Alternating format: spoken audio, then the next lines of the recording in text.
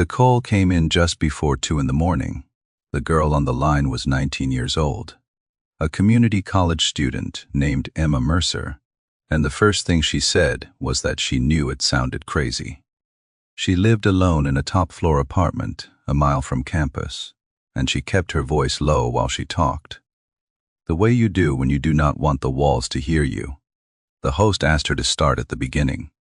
She said the beginning was the summer she turned 16, when the bricks started falling out of the sky. Her father was a state judge then, and they lived in the tall brick house that came with the job, on a quiet street with a porch that creaked. Her mother had hung a wind chime by the kitchen door, and she said the chime was what made the house a home. Her father said nothing about the house at all. He was up for a second term. And there were always papers, always calls. The house had a third stair that creaked no matter how carefully you stepped. And Emma had learned at 8 to skip it entirely, to jump from the second stair to the fourth. Her mother said every house had one stair like that. It was the one that knew you lived there. The first brick hit the windowsill a second after her mother stepped away from it. It was a hot afternoon. Her mother had been watering the plant on the sill. She turned to carry the pitcher back to the kitchen, and the brick came down on the exact spot where her hand had been and split into 2 clean pieces. No one was on the lawn. No one was on the street. The brick was warm, the way a brick in July is warm, and the only thing above the window was the roof of their own house. Her mother laughed, because what else do you do? Her father blamed neighborhood kids. The next day the stones came down like rain, not through the windows, from the ceiling. That was the first thing Emma learned about them, and she never unlearned it. They came from above. The house would go quiet for a second, the whole house, as if it had taken a breath and forgotten to let it out, and then the ceiling would rattle like something was shaking it from the other side, and stones would fall straight down, bouncing off the furniture, rolling across the floorboards. They fell around people. They never hit anyone, not once, not in all those weeks. But they broke the china, dented the floor, and once cracked the glass over the photograph at the end of the hall. The one of the whole family standing on the porch, her mother holding the wind chime like a trophy. They learned to live in the gaps. Her mother timed everything. Dishes in the quiet gaps. Phone calls in the quiet gaps. Once a full dinner eaten standing up in the kitchen because the ceiling had been rattling since noon. Her father called it an infestation, and then he stopped calling it anything. Her mother wanted to move, and after 6 weeks her father gave in, which was the first time Emma ever saw him give in to anything. They moved into her uncle's place across town. The stones followed. The first night, a brick landed on the guest room windowsill, and Emma's mother stood in the middle of the room with her hand over her mouth, and Emma's father said it was a coincidence. And then the ceiling rattled, and a stone fell onto the bed between the 3 of them. That was the night everyone stopped pretending. It was not the house. It was them. They followed people. Her brother took the only injury of the whole summer. A shard of tile clipped his shoulder on the stairs, and he carried the scar for years, a thin white line he showed people at the pool and called a shark bite. It was also the summer Emma learned to keep a secret. One night the knocking started in the wall beside her bed. 3 knocks. Polite, almost patient. She knocked back once, because it felt like a game and she was 16 and she wanted to see. The knocking stopped. In the morning a stone lay on her pillow, and when she picked it up it was warm. She never told anyone about the knock. She told herself it was a coincidence. She kept telling herself that for 7 years. Her father's old contact came around in the 3rd week, Mr. Hale. Emma remembered him as a man who did assessments for the state. Housing assessments, he said, like it was paperwork, because to him it was. He was older, gray, with the flat voice of someone who had read the same form 1,000 times. He did not take money. He said her father had done him a favor once, and this would even it out. He walked the house with a red marker and a stack of red paper, and he pasted paper by the front door, on both window sills, and in the 4 corners of the ceiling, high up where the walls met. He did not ask. He said, "Let them know someone's watching." Then he sat in the kitchen until dark, drinking tea he did not touch. That night, for the first time in weeks, the house stayed quiet. The quiet lasted. It lasted through the rest of the summer, through the moving back, through her father's term. Mr. Hale said they were gone, and Emma's mother hung the wind chime back up by the kitchen door, and Emma kept her secret, and life went on. She went to community college and rented the top-floor apartment because they were the only ones she could afford, and she did not think about the summer she turned 16. Then, in October, she heard the first sound. It was rolling, like a marble or a handful of pebbles, moving across the ceiling above her bed. It went one way, stopped, came back. She told herself it was the pipes. The building had a cat. She told herself that too. The cat, the neighbors, the heating system. She left the hall light on. She moved the plant off the windowsill. She lay very still and listened, and the ceiling went quiet, and then the whole apartment went quiet. The way the house used to go quiet, and she knew the way you know a thing you have spent 7 years not thinking about, that they had found her. After that it was intervals, the way it had always been. A week of nothing. Then 2 days of sounds. Stones on the balcony, small ones.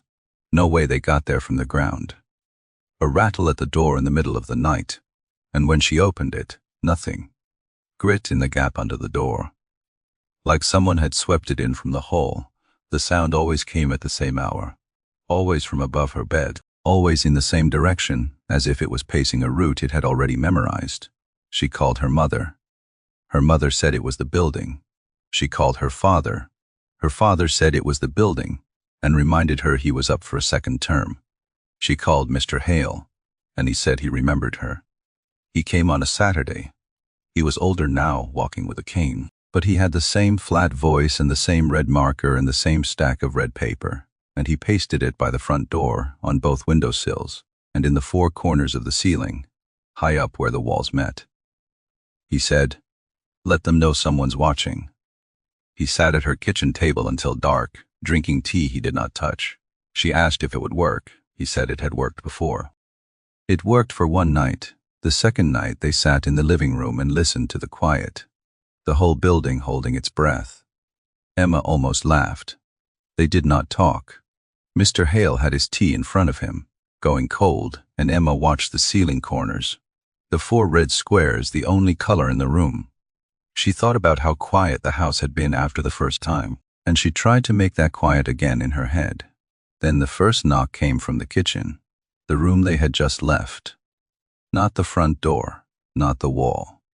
The kitchen, like something had been waiting in it the whole time. A second knock lower from the ceiling above the table. Mr. Hale did not move. The ceiling rattled, and a chunk of brick came down from the seam where the wall met the ceiling, and it landed on the sofa, on the exact cushion where Emma had slept the night before. It split into 2 clean pieces, and both pieces were warm. The door was struck from inside, 3 times. When Mr. Hale opened it, the hall was empty. "I can't get rid of them," he said. It was the first time she heard him admit anything. "I can talk to them. That is what I've always been able to do, but I need a line." He explained it like paperwork. There was a procedure, and the procedure needed a living body, someone the tenants would answer to, someone whose presence they had chosen. He looked at her. "They're here for you," he said. "Your line's the clearest." She said yes that night, before she could think about it, because she was 19 and scared, and it was the only fix that did not cost money, did not involve the police, did not put her father's name in the news. He told her she would feel like she was falling asleep. He said, "You'll be fine. You'll wake up and we'll be done." The interrogation was the quietest thing that ever happened to her. He made her sit at the kitchen table with her hands flat on it, palms down, and he told her not to move them until he said so. Then he walked through the apartment and unplugged everything that could make a sound. The refrigerator, the clock on the wall, her phone. The clock went into the fridge, on top of the milk. The building hum went away. The street went away.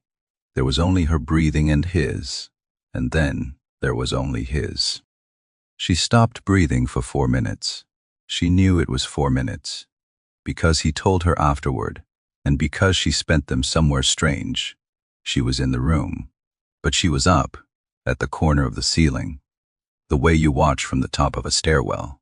She watched herself sit at the table with her head down. She watched her own mouth open. His voice came from below, calm, like a man reading a form. "Where do you come from?" her mouth answered. It was her voice, but it was not hers, and the words came out flat, the way a voice sounds when it is being read off a page. "We came from the West, 18 of us." "How many are in this building?" "All of us." He asked something else. Emma did not remember what. Then his hand came down on the table hard, and the sound of it was the loudest thing she had ever heard. "Leave before dawn." At dawn they stood at the front door, both of them, and watched the roof line. 4 or 5 white shapes came out of the seam of the roof, round as balls, rolling along the edge of the eave one after another, chasing each other in a line, and they went around the corner of the building and were gone. The whole thing took maybe 10 seconds. The street was quiet. The air was cold and clean. "They're gone," Mr. Hale said. 18, Emma said. "You asked?" "It said 18. I counted 45, maybe." He was quiet for a long time. Then he said, "They said 18. I said before dawn." She waited for him to explain. He did not.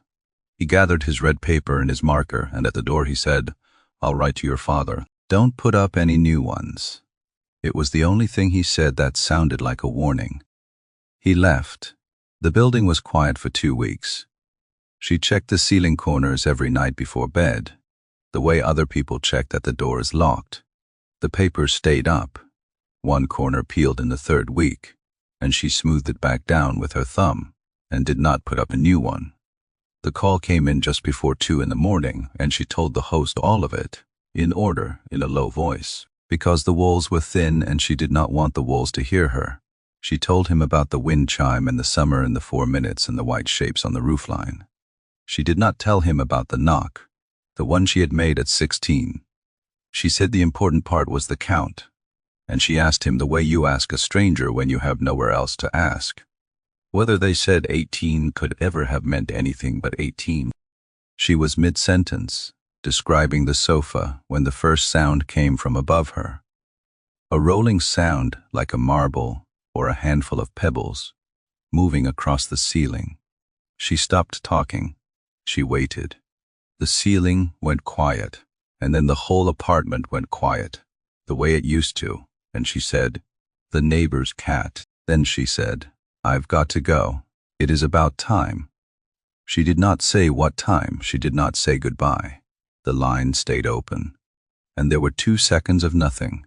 And then, from directly above her, from the ceiling, from the seam of the wall, from somewhere higher than a ceiling has any right to be, came the first small sound, like a stone landing on boards. She did not hang up. She did not say anything else. The second sound came closer. It was above the phone. The line stayed open.